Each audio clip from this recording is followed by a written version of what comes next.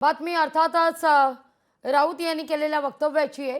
शिंदेंनी सुरत गुजरातमध्ये मेळावा घ्यावा असं राऊत म्हणतात। मेळावा ठाकरेंचाच, बाकी सगळे बोगस असंही राऊतांचं म्हणणं आहे। दसरा मेळाव्याची परंपरा कधी खंडित होणार नाही। संजय राऊतांचा शिवसेनेला, शिंदेंच्या शिवसेनेला टोला आहे। शिंदेंचा दसरा मेळावा मागे सुद्धा सांगितलं आहे, त्यांनी तो अहमदाबादला किंवा सुरतला घेतला पाहिजे, गेला बाजार बडोद्याला घेतला पाहिजे आणि त्यांच्या त्या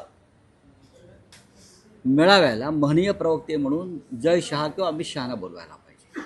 पण मुंबईतला दसरा मेळावा हा माननीय बाळासाहेब ठाकरे यांची जी परंपरा आहे त्यानुसार उद्धव ठाकरे यांच्या नेतृत्वाखालच्या शिवसेनेचे, बाकी सगळं बोगस आहे।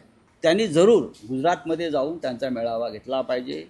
सुरत, अहमदाबाद, बडोदा इथे घ्यावं ना त्यांनी, काहीच हरकत नाही।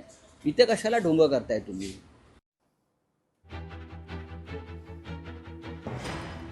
सुरत, गुजरात या ठिकाणी मेळावे घ्यावेत, इथं कशाला ढोंग करताय असं म्हणत राऊत टीकास्त्र टाकतायत। दसरा मेळाव्याची परंपरा कधीही खंडित होणार नाही असंही राऊतांनी स्पष्ट केलंय।